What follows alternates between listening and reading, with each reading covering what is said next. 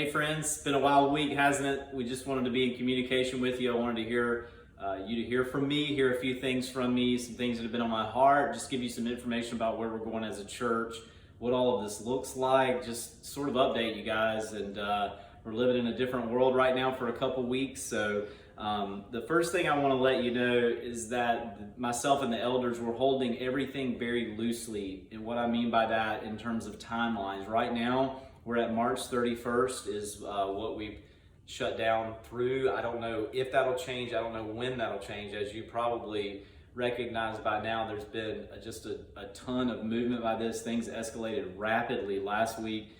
So we've just been responding to it the best we can. We're going to be in communication with you about that in the days ahead. So look for that. First order of business is that we got our folks back from Ethiopia. Most of them, Chris and Carol, are still in their journey back here, but the rest of the guys have made it back to the United States, and by the time you see this video, most of them, God willing, will be home. So the days ahead, we'll probably hear some things from this team. I think they had a great week, even all the chaos that was going on over here from everything that I heard throughout the week. They just have had a great week. So I look forward to sharing a lot of that with you. Maybe in the days ahead, we're probably going to hopefully do some really cool things with that over the next couple of weeks. So here's sort of the plan, the rough outline. We're going to communicate more about this week. And here's sort of the plan as we move forward. On Wednesdays, I'm going to continue to do weekly blogs, devotionals, where they're going to center around the doctrine of God. I didn't do that just because I thought it was cool. It sort of is going to set the trajectory. I'll talk more about that momentarily. So look forward on Wednesdays. There'll be a blog from me. Maybe some of the other elders will jump in there at some point, just depending on how things go over the next couple weeks. But look for that on Wednesday afternoons. We'll email that out. We'll get it on social media, all of those sorts of things. We're going to maintain First Wednesday. I don't know whether we'll be able to gather by the time the first Wednesday of April comes around, but whether we will or not, I'm going to record those teachings for you. We're doing biblical spirituality. We've been navigating through what does the life of a Christian look like, this holistic approach to Christianity. We're going to maintain those during this time, so look forward to that on the first Wednesday of April. That'll come to you.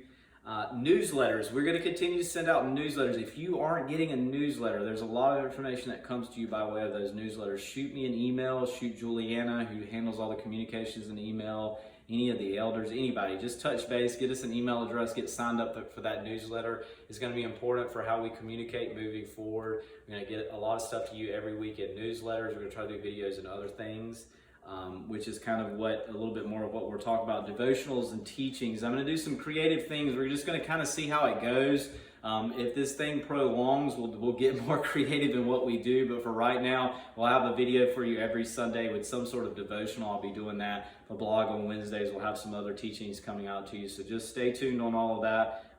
Stay tuned to hear from us this week on all of this as we move forward through things. The next thing that I want to talk to you about is prayer. A lot about this out there now. Every church is pressing this. All the leaders are pressing this. But really what I called us to this past Sunday in our worship service was 6 aspects of prayer that I want you to think carefully about over the days ahead. And they were this. We want to pray for local, state, and federal authorities. These men and women will be making incredible decisions over the weeks ahead. They've already done a lot of that, but they'll be making more pressing decisions, so keep them in your prayer. I watched a press conference yesterday by the president and vice president. Vice President Mike Pence even made a note that they could tell that the prayers from the faith community all over the world was really impacting their decisions at that level. He's a man of faith, so I was thankful to hear that. So be encouraged by that. Continue to press in on that. The second thing was medical professionals. At all levels, we want to remember medical professionals. One of the things you want to keep in mind in all of this is that as the days unfold ahead, and this is happening in a lot of the larger cities, a lot of the medical professionals are going to begin to being separated from their families. Doctors, physicians, nurses, even all the way down to the even more frontline folks, all the frontline folks in the medical professional, first responders, everyone, as they begin to see patients that are sick, they're going to have to quarantine themselves from their families. So there's mothers and fathers and grandparents and all sorts of things that'll have challenges within their own family. These people have families as well, so keep them in your prayers in the days ahead. I suspect that once the dust settles on this, the medical first responders, these folks will be the real heroes in this country and around the world. we're leaning on him heavily right now. The third thing we talked about was calm disposition. We want you to continue to pray for a calm disposition in the country. Very important in these times. We don't want to be indifferent. We don't want to be part of the problem, but we want to be calm. We want to be able to think through the issues, and we want to be people that don't lead into any kind of calamity. We just want to be smart. Use common sense in it. SBC missionaries, Southern Baptist Convention missionaries, be in prayer for these folks. They're all over the world. We have people all over the world right now that are facing compounding challenges as a result of this virus. So be in prayer for these people. The fifth thing is global economic stability. A lot has changed in our economy in just this week. I anticipate a lot changing in the economy this approaching week. So we want to pray for stability in this. We want to pray for all of the families that will be affected by this. We want to pray for institutions to make smart decisions at all possible levels. Pray for economic stability. And then finally, our church body. Just pray for our church body locally. Grace on the Ashley, pray for our church body in Charleston, in the city of Charleston, in the community, and all across the nation. A big part of what we want to do. The next thing I want to mention on this is tithes and offerings. It's imperative in this time. I think the church, even from today, even forward, I think Grace on the Ashley will have a large part in the community and how to serve the community. And your tithes and offerings are going to be what makes that happen. It's an incredible part of God's work here, and we want to continue the ministry of the church through the balance of this. We want to be the people of God. The church historically has been a major part of piecing communities back together and helping, lending a hand during these times. So we want to be those people, and your tithes and offerings is what will make that occur in the days ahead. So you can give online. We've been sending the link to that out in the newsletter. If you haven't been giving online, jump on the newsletter, jump on our website and see how you can give there. You can also mail in. If you want to mail in your tithes and offerings, you can do that. It's directly to the church. We have staff checking mail regularly, so we'll make sure you get that. So just continue to support us in those ways. And then one other note before I go into a devotional that I have, just sort of some things I want to share with you that'll set the pace for what we do in the days ahead. There's a lot of information out there right now, just a lot of things in the country.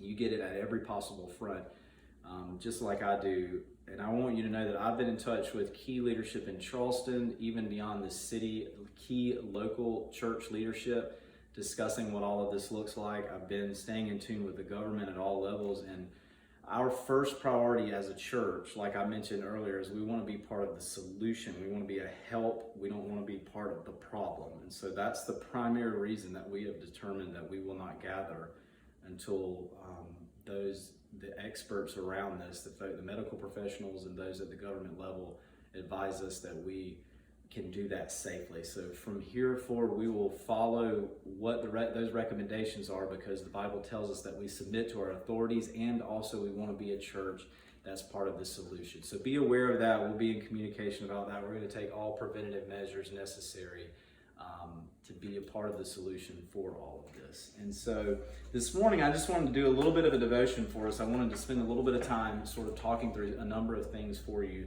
It's really going to kind of set the pace for where we go. However long this lasts, whatever it looks like, we're going to take it in stages. We'll take it week to week. But this past week in the blog, I told you that in uncertainty, it really is, it's sort of an interesting thing in the life of a Christian in a lot of ways. What's been providential in our church, if you've been around and you know this, is that we've been preaching through the book of Philippians. And Philippians was written by a gentleman that lived in uncertainty. If you'll recall, the Apostle Paul, he wrote the book of this letter to the church at Philippi. He wrote it from a prison cell. He lived in what we would consider extreme uncertainty, and he really had no clue where all of it was going. He had no clue where his life was going. He didn't really know. He would eventually die of martyrdom. And he speaks in this letter of Philippians. There's a lot of really incredible things in the book of Philippians, but if you look closely, he speaks in these really polarized terms about the uncertainty in his life. He speaks a lot of life and death in his own personal narratives. He strings his own personal narratives, these personalized notes all through the letter. Last week, in our sermon last week, as we dealt with a section of text in chapter 2, particularly verses 17 and 18 of chapter 2, Paul unfolded this very personal statement about his own uncertainty, and I want to read it to us again this morning. It says, In verse 17 of chapter 2, he says, even if I am to be poured out as a drink offering upon the sacrificial offering of your faith, I am glad and rejoice with you all. Likewise, you should also be glad and rejoice with me. And so what's remarkable about this statement is how Paul is saying this in the midst of his uncertainty. We briefly touched on this last week, but he's describing joy in the midst of uncertainty. And I think oftentimes as we navigate through all of this as Christians, we sort of get desensitized to what uncertainty feels like. All of you have probably experienced uncertainty at some level in your life, personally, in your families. A lot of you have been through a lot of things in life. A lot of you have been around a long time, and there's always been levels of uncertainty. But I've wondered as we read this if we don't get decentralized to uncertainty at times, because what Paul was experiencing was really the height of uncertainty for him. And I wondered this week in some way, as I thought about this video and I thought about our church and really just our country, I've been reflecting on this. I've thought a lot about is maybe we are feeling a level of uncertainty that we have not felt in a while in this country. To be honest with you, I mean, it's been a while, probably since globally we felt as much uncertainty as we do right now in some ways. I thought about it this week. I mean, I've been thinking about what's the exit strategy for coronavirus. I mean, how do we get through all of this? What does it look like on the back end of this? Does this last a week or 2 weeks or 6 weeks or 8 weeks?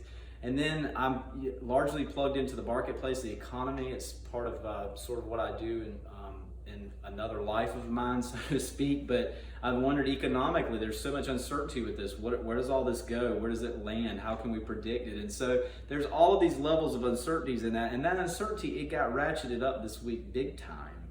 It really did. It got ratcheted up this big time. But what happens, this is what I want you to take away from this. What happens in the midst of uncertainty, whether you realize it or not, is that the scope of your life sort of shrinks. There's other things that happen in uncertainty, but in general, if you really think about it, uncertainty for your life, the scope of your life shrink. In other words, your focus narrows, right? Your focus narrows. And what I mean by that is when uncertainty arises, we tend to navigate back to the essentials in life, what's really important. And what it does, in some way, uncertainty, it sort of sifts, it gets out all of this nonsense in our life so that we can focus in some ways on what is really important. That's one of the good things about uncertainty in some ways. So think about this, I thought about it this week. Maybe when we gather again, when we finally can get together again as the people of God, there'll probably be a lot of joy in that, right? And you'll probably realize again, like why we always get up and talk about the saints gathering. We want you to be a part of worship on Sunday and physically be there and all that sort of stuff. We're probably going to appreciate that more, right? The very simple things in life, the very simple things that the church is called to do, those things, there'll be joy in that, and we'll learn maybe in some new ways what that looks like. That's what uncertainty does. It focuses you. It gets you to focus on the important things. In times of uncertainty, we really learn to appreciate family and friends. We learn to appreciate all of those around us. We learn to maybe appreciate our church family in some ways that we may not have in the past. And then all of the other small victories in your life, all of the things that God's given you, you'll learn to focus on those more in uncertainty. And so these times kind of slow us down to that. So here's what the pace looks like for the next several weeks. I'm going somewhere with all this. So this is sort of what it's going to look like for the next several weeks. There's really 3 things that we're going to focus on. We're going to unfold what that looks like. We're going to unfold what that practically means for you as a church. But the 3 things that we'll focus on in the days ahead are going to be this. We're going to keep focused on prayer. This is a massive call for us in times of uncertainty and times that we're in. We're going to focus on prayer. There's personal concerns in your family, and I want you to be in prayer about those. There's challenges that a lot of you are facing, so we're going to keep those at the forefront of us. But keep those 6, what I call big rock issues in front of you as you navigate through this. The 6 things that we spoke about on Sunday and then again here this morning. The second thing we're going to focus on in the midst of all this is the doctrines of God, as I spoke about in the blog. We want to be people that focus on who God is during this time. What do we know about God? And most importantly, why is he trustworthy? Why is God trustworthy? I don't think we can overemphasize the nature of God in the midst of uncertainty. If you think about it, it's because of what we know about God that gives us certainty in that. And And so it was like the blog I talked about this week was sort of setting the trajectory for us in some ways on that. What God is and what he does are the anchors of your soul in uncertainty. What God does, who he is, it anchors your soul in the midst of uncertainty or anxiety. And so we're going to take this time to really think clearly about who God is, what does he do, and why does it matter to me, and how does it impact me. So we're going to go back to the certainty of this. So the more that we know about God and we think about him in terms of certainty, the more I think the key statement of this morning, I think, will begin to impact our life. God may very well not mobilize us or move us out of these circumstances as rapidly as we want. He may not do it in the time frame that we want. He may not do it in the condition that we want. But this is what knowing God will do. If you know who God is and you know what he does, it will frame how you respond to the situation. So this is the statement. God may not change our situation as rapidly as we want, but if you know who he is and you know what he does, the doctrines of God, it will frame how you respond to this, and how you respond to it is everything. So that's the second thing. We'll focus on the doctrine of prayer. We're going to focus on prayer. We're going to focus on the doctrines of God. And then the third thing we're going to do is we're going to find joy in the small things. As a church, individually, as families, however long this lasts, whatever this looks like for us in the future, in our nation and everything, I'm going to encourage us to find joy in the small things. We're going to find joy in the small wins, like getting a video to you on Sunday morning in lieu of a sermon. So we're going to try to do, we're going back to the basics. I'm telling you, we're going to go back to the basics. We're going to try to find joy in the small things in this, because as uncertainty comes, it sort of narrows our focus. And so really, this is what I'm going to leave you with this morning as we think about prayer, the doctrines of God, and taking joy in the small things over this period of time, however big or small it looks at. There's a constant theme in the Bible that really shows itself in these times. If you think about the challenges that God's people have faced in the Bible, the challenges that God's people face all over the country, there are two important things for you to remember. Two very important things for you to remember. One, God never departed his children. He's never departed his children. He's always with them. You can look at all of the narratives in the Bible. You can look at all of the Christians in history. He always brings you through. He never departs you. And then the second thing, this is so important for us to remember. He never wastes anything. He never wastes any situation in order to gain glory and to better you. He never wastes any situation. He never wastes any situation for his glory or for your good. And so I'm convinced of that from the Bible.